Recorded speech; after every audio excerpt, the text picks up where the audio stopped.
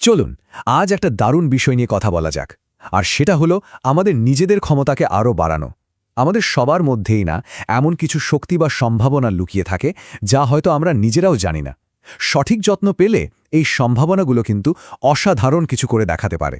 তো চলুন সেই লুকানো শক্তিকে খুঁজে বের করার পথটা আজ জেনে নিই। শুরুতেই আসুন একটু ভাবি, আমাদের প্রত্যেকের ভেতরেই এমন কিছু সুপ্ত সম্ভাবনা আছে যা হয়তো ঘুমিয়ে আছে। মানে আমরা হয়তো কখনো খেয়ালই করিনি যে এই ক্ষমতাটা আমাদের মধ্যে আছে।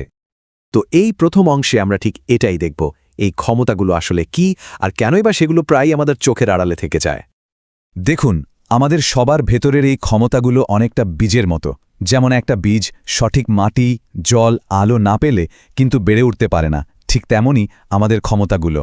ধরুন নেতৃত্ব দেওয়ার ক্ষমতা বা নতুন কিছু তৈরি করার ক্ষমতা, এগুলো বিকাশের জন্য একটা সঠিক পরিবেশ আর সুযোগ দরকার হয়। আর এখানেই সবচেয়ে গুরুত্বপূর্ণ বিষয়টা, শুধু যোগ্যতা থাকাই কিন্তু সব নয়। আসল কথা হলো সেই যোগ্যতাকে ঠিক সময়ে ঠিক জায়গায় কাজে লাগানোর যে ক্ষমতা, সেটাই হলো আসল সক্ষমতা। কিন্তু কি এমন জিনিস যা আমাদের এই ক্ষমতাগুলোকে বিকশিত হতে দেয় না? চলুন এবার সেই সবচেয়ে বড় বাধাটা নিয়ে কথা বলা যাক, যা আমাদের প্রায়ই আটকে রাখে। বেশিরভাগ সময়ই দেখা যায় ক্ষমতা ঘুমিয়ে থাকার কারণ যোগ্যতার অভাব নয়। আসল কারণ হলো নিজের ওপর বিশ্বাসের অভাব। যখন নিজের ওপর ভরসা থাকে না, তখন আমাদের মন কি করে জানেন? সে ভাবে যদি ব্যর্থ হই, এই ভয় থেকে আমাদের বাঁচানোর জন্য সে কাজটাই করতে দেয় না, মানে এড়িয়ে চলতে বলে। আর এর ফল কি হয়? আমরা সুযোগগুলো নিতে দ্বিধা করি আর চেনা জানা গণ্ডি বা কমফোর্ট জোনে আটকে থাকি। আমাদের মন তো আমাদের ভালোই চায়, ব্যর্থতার কষ্ট থেকে বাঁচাতে চায়, কিন্তু এই সুরক্ষার চক্করে আমাদের উন্নতি বা বিকাশটাই পুরোপুরি থেমে যায়। এই যে দেখুন, আমাদের ভেতরে সবসময় এই দুটো কণ্ঠের লড়াই চলে। সন্দেহের কণ্ঠটা বলে আমার হয়তো মনে থাকবে না, আর এর ফলে আমরা পিছিয়ে আসি, স্থবির হয়ে যাই। অন্যদিকে বিশ্বাসের কণ্ঠটা বলে ঠিক সময় মনে পড়বে, আর এই বিশ্বাসটাই আমাদের এগিয়ে নিয়ে যায়, উন্নতি ঘটায়। তাহলে উপায়টা কি? এই আত্মবিশ্বাসের অভাবটা দূর করে সামনে এগোনো যায় কিভাবে? চলুন এবার একটা খুব শক্তিশালী কৌশল নিয়ে কথা বলি। কৌশলটা হলো 2 ধাপের কল্পনা।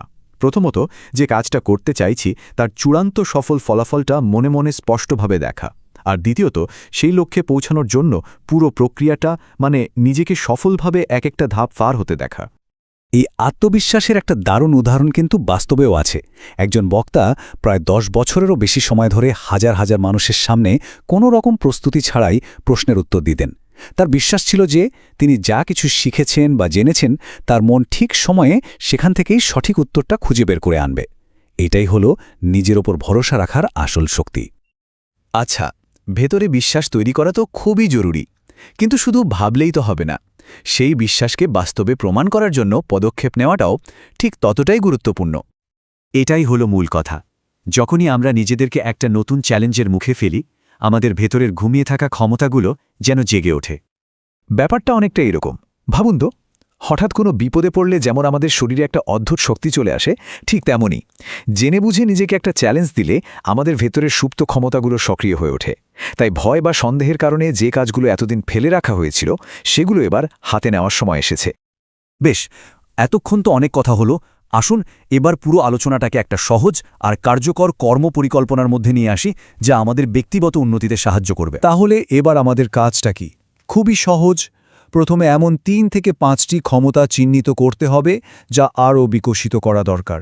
যেমন হতে পারে সেটা পাবলিক স্পিকিং বা নেতৃত্ব বা সৃজনশীলতা। তারপর সেগুলোর মধ্যে যে কোনো একটাকে কাজে লাগিয়ে একটা বাস্তব ফলাফল আনার চ্যালেঞ্জ নিতে হবে। শুরুটা ছোট হোক, কিন্তু এই পদক্ষেপটা নেওয়াই সবচেয়ে জরুরি। তবে সব আলোচনার শেষে প্রশ্ন কিন্তু একটাই, আজ নিজের কোন ঘুমিয়ে থাকা ক্ষমতাটিকে জাগিয়ে তোলার জন্য প্রথম পদক্ষেপটা নেওয়া যায়? উত্তরটা কিন্তু আমাদের নিজেদের হাতে।